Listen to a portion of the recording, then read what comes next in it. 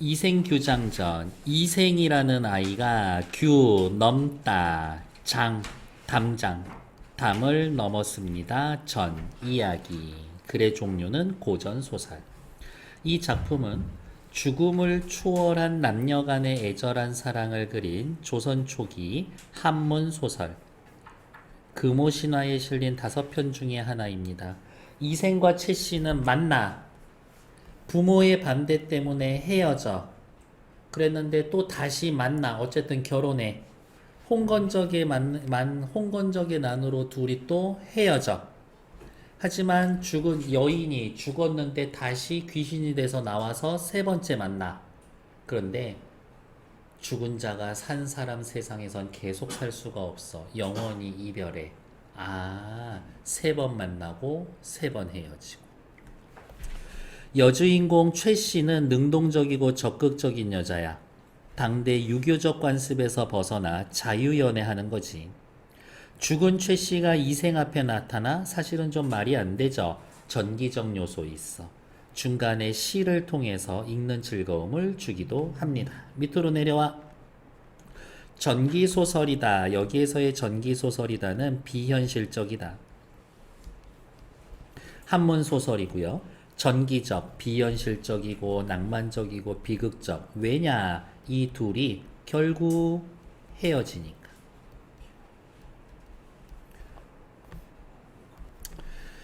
고려 말에 고려수도 개성이고요. 옆에다가 이렇게 쓸 거예요. 구체적이야. 죽음을 초월한 남녀 간의 애절한 사랑 이야기 구성은 있고요. 자, 첫 번째. 현실, 제도, 전쟁, 운명과 대결하는 인간의 의지. 부모의 반대 이겨내겠다. 전쟁으로 인한 운명 이겨내겠다.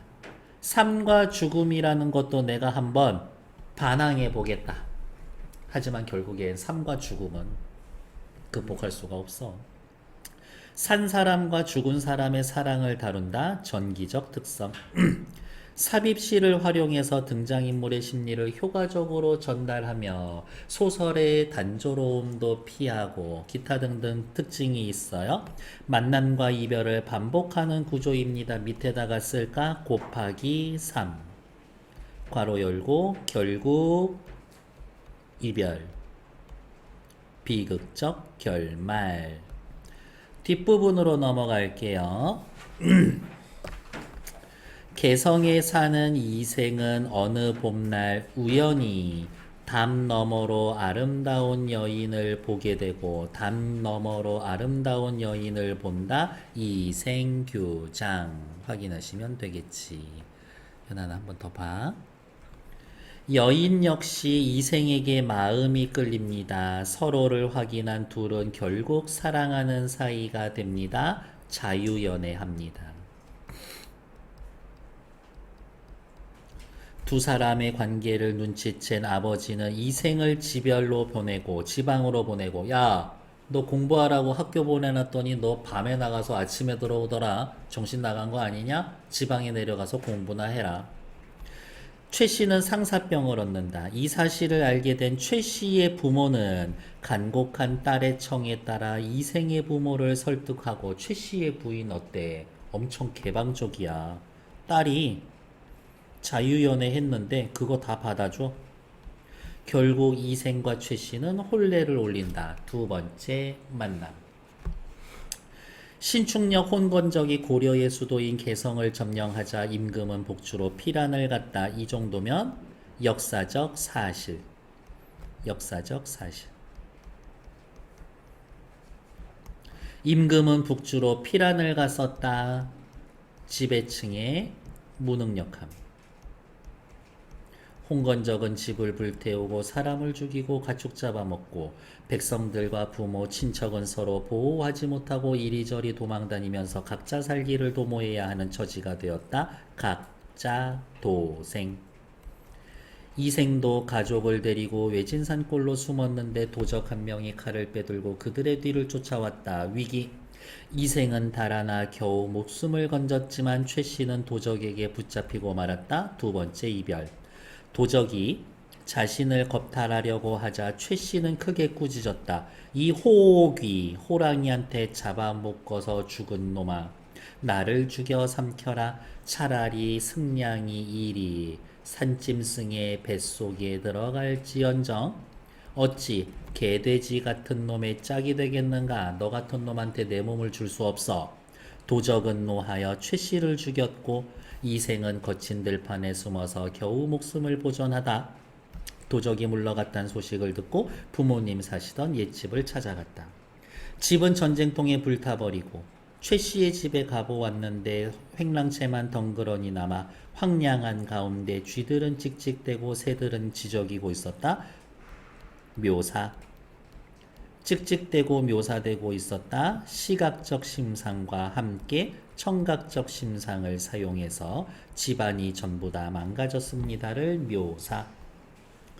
이생은 슬픈 마음을 억누를 길이 없어 작은 누각에 올라가 눈물을 훔치며 길게 탄식할 뿐이다. 소극적인 인간이야. 어느새 날이 저물렀다. 홀로 우두커니 지난 날을 생각하며 떠올라 봤지만 모든 게 한바탕 꿈 같았다. 옆 페이지. 인생은 짧은 꿈과 같아.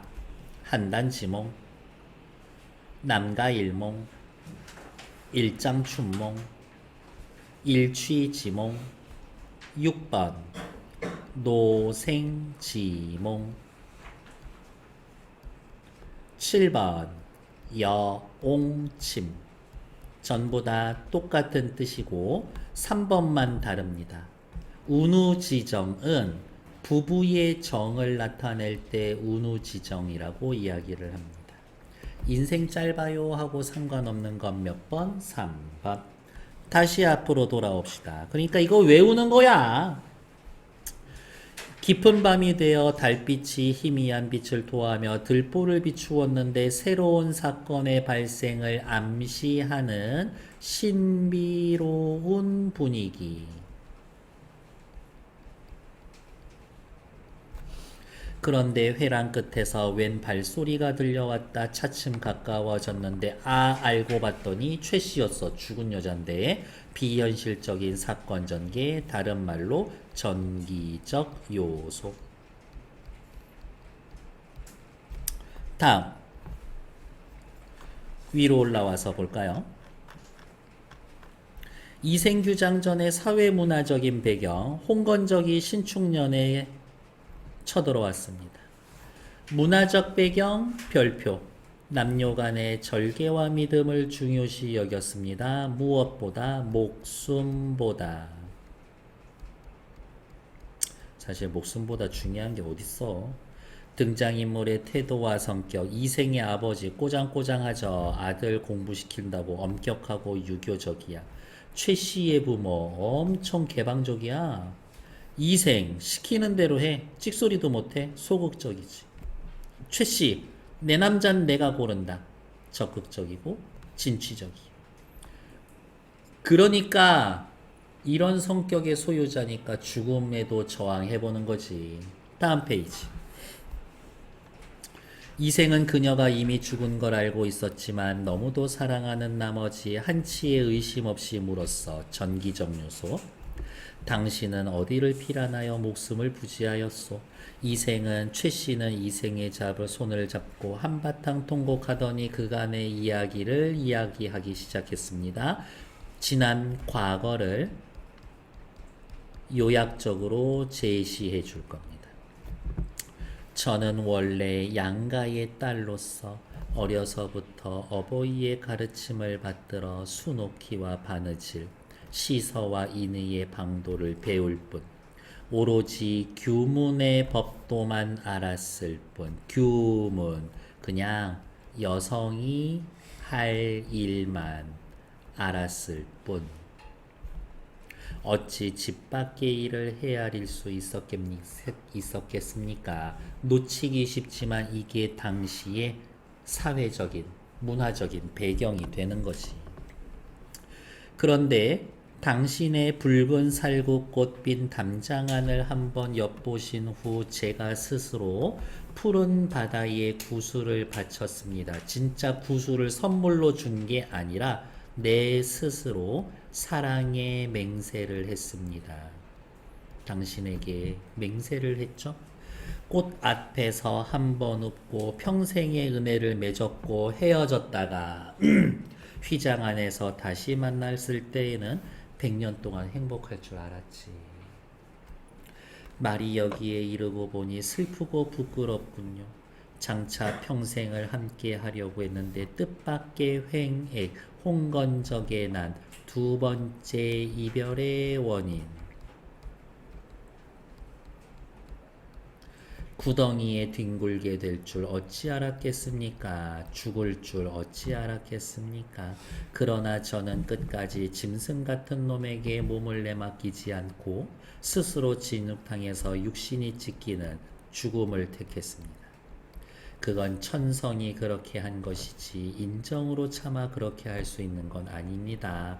말은 좀 어렵지만 이게 저희의 운명이었나 봐요. 운명이었나 봐요.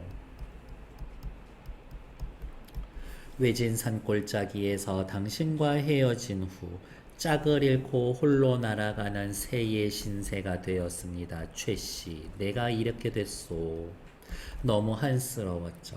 집도 없어지고 부모님 돌아가셔서 고단한 혼백조차 의지할 곳은 없지만 절의는 중요하고 목숨은 가벼우니 별 볼 일 없는 몽뚱이 일망정 치욕을 면한 것이 다행이라고 생각합니다. 지족, 정족, 절개가 목숨보다 소중해요 라고 생각하는 유교적 가치관을 드러내는 단어. 하지만 누가 마디마디 끊어져 재처럼 식어버린 제 마음을 불쌍하게 여겨주겠습니까? 그저 조각조각 끊어진 썩은 창자만 모아두었을 뿐 제대로 된 무덤이 없어.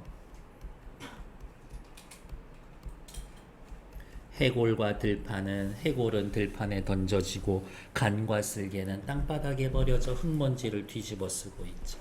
가만히 지난 날의 즐거움을 헤아려 보지만 오늘의 근심과 원한이 가득 차 버렸습니다. 지난 날과 오늘날의 처지를 대조. 이제 추연이 피리를 불어 적막한 골짜기에 바람을 불러일으킨 것처럼 저도 천녀의 혼이 이승으로 돌아온 것처럼 이곳으로 돌아오려고 합니다. 요만큼 중국에 있었던 고사를 인용. 복례산에서 12년 만에 만나자던 약속은 이미 맺어졌고 취굴에서 삼생의 향이 풍겨져 나오니 삼생이라고 말하는 것 자체가 뭐라 그랬어? 불교적이라고 그랬죠.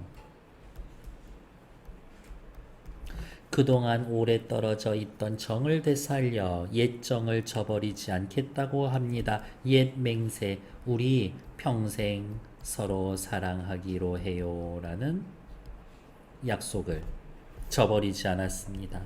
만약 당신도 옛 맹세를 잊지 않았다면 가정 저는 끝까지 잘해보고 싶어요. 허락하시는 건가요? 당신만 괜찮다면 나 귀신이야. 근데 너만 괜찮으면 나 너랑 잘해보고 싶어. 어때? 이 생은 기쁘고 감격했다. 그건 내가 바라던 바요. 둘이 마주 앉아 회포를 풀고 재산이 얼마나 도적에게 약탈당했나라고 봤는데 최씨 대단한 여자야. 이 와중에도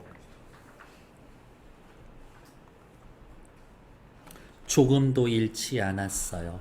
아무 산 아무 골짜기에 묻어두었습니다. 엄청 치밀한 성격이야. 이생이 물었다. 부모님의 유해는 어디에 있소? 아직은 버려져 있습니다. 두 사람은 그간의 정화를 나눈 후 나란히 잠자리에 들었는데 즐거움이 예전과 같이 마치 산 사람들이 둘이 서로 사랑하듯이 바로 이게 운우지정이야. 다음날 최 씨는 이생과 함께 재물이 묻혀 있는 곳을 찾아갔지. 과연 금이 여전히 있었어?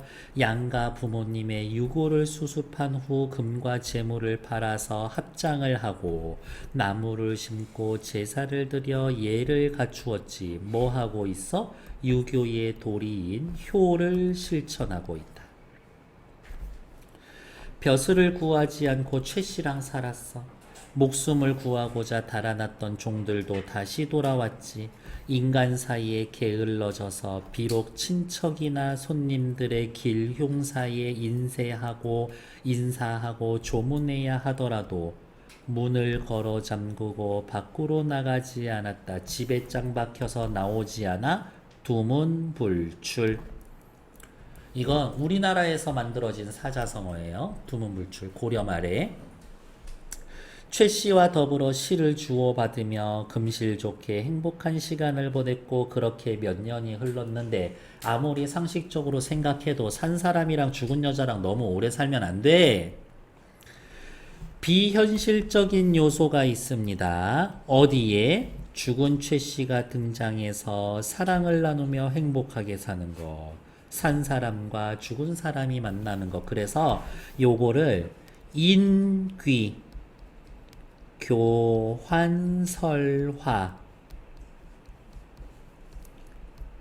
모티브가 있습니다 라고 이야기를 합니다. 사람과 귀신이 정을 주고받는 설화 있어. 다음 페이지.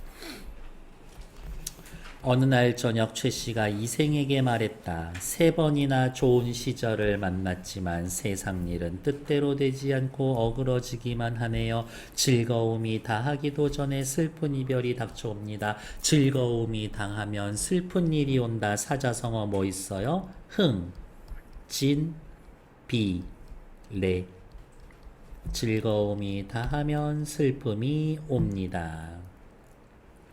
마침내 오열하기 시작했다. 이생이 깜짝 놀라. 왜 그래? 저승길의 운수는 피할 수가 없습니다. 당대 사람들은 생각했습니다. 아무리 사랑해도 죽음과 삶의 경계는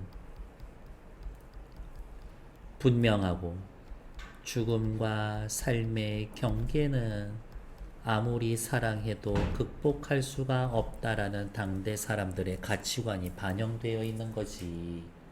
하느님께서 절대자, 당신과 저의 인연이 끝나지 않았고 우리가 죄를 저지르지 않아서 이 몸을 환생시키며 잠시 시름을 잊게 해줬습니다. 연분이 아직 끝나지 않았다. 1. 죄를 짓지 않았다. 2.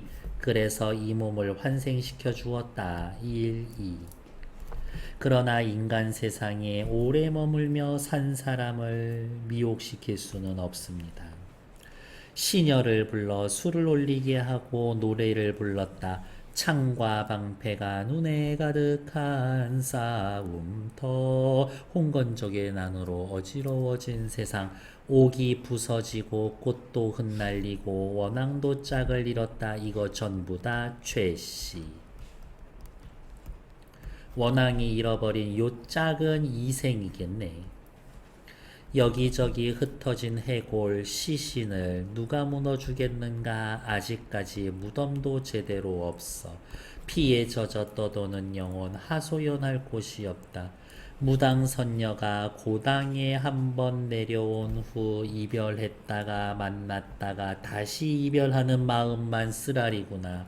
이제 한번 이별하면 3번째 이렇게 이별을 하면 이생과 최씨 사이가 아득해질 것이니 하늘과 인간, 저승과 이승 사이에 소식이 막힐 것이다. 이제 우리 영원히 이별하게 될 거예요. 이생도 슬픔을 걷잡지 못해 말했다. 내가 차라리 당신과 함께 저 세상으로 갈지언정 어찌 무료히 살아남을 수 있겠소. 확실히 이생도 지조절개가 있어. 애가 좀 들떨어지고 소극적이고 좀 소심해서 그렇지. 지난번 난리를 겪을 때 종들이 뿔뿔이 흩어지고 돌아가신 부모님의 유해가 들판에 버려져 있을 때 당신이 아니었으면 누가 부모님을 물어드렸겠소? 라고 이야기하면 나 최씨 당신 덕에 사람 구실할 수 있게 되었소. 그래서 너무 고마워요. 하지만 혼자서 도망가 살아남은 건 너무 부끄럽습니다. 옛 성현이 말씀하시길 어버이 살아계실 때 예로 섬기고 돌아가시면 예로서 장사 지내야 한다라고 했는데 당신의 천성이 효성스럽고 인적이 두터워서 다 이런 일, 어떤 일, 장사 지내는 일을 할 수 있었지. 당신의 정성에 너무 감격하지만 나에 대한 부끄러움은 참을 길이 없소. 혼자 살아남아서.